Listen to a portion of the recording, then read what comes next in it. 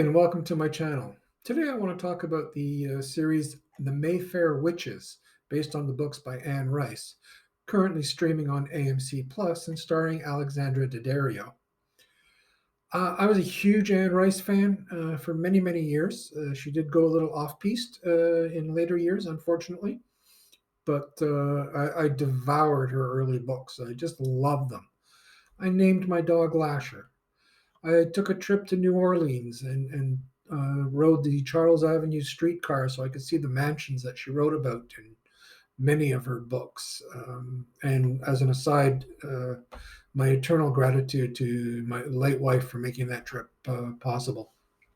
I never would have been able to go on my own. So when I saw that this series was coming out, and in fact it was being produced by the same group responsible for last year's Interview with the Vampire, I was very excited. And then I watched the first episode. It is, in a word, awful. Daddario plays Rowan, the central character in the books, and she's supposed to be a top neurosurgeon, pediatric neurosurgeon. The way that Daddario portrays her, she is a defiant, anxiety-ridden, nervous, stammering mess. I've had occasion in recent years, unfortunately, to deal with a great many surgeons, most of them on the top of their fields, at least in Canada. And every single one, to a man and woman, were absolutely confident and forthright, sometimes bordering on the arrogant. But quite frankly, that's what you want when somebody's about to cut into your most vulnerable organs. I wouldn't let Daddario put a Band-Aid on a boo-boo, the way that she was acting as this alleged neurosurgeon. Harry Hamlin plays Cortland Mayfair, a bon vivant, keeper of family secrets, familiar of ancient spirits, a debauched host of parties that would make Bacchus blush.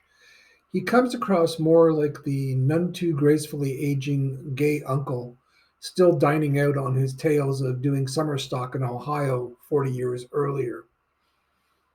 The fellow that plays Lasher, again, a central character to the stories, a character who is newborn into our world, and he comes into our world. He's born into our world with an awe and wonder and beauty and awkwardness and casual cruelty and inherent evil and just all these wonderful things wrapped into one, the way that Anne Rice described him. The actor has none of these things at all. He wouldn't give you a fright in a parking lot carnival house of horrors. Just a terrible bit of casting.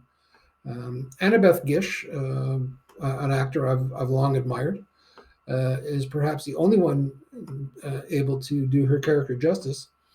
And then only because the character is catatonic, doesn't speak a word. She just stares off into the distance in abject horror, no doubt watching her colleagues perform.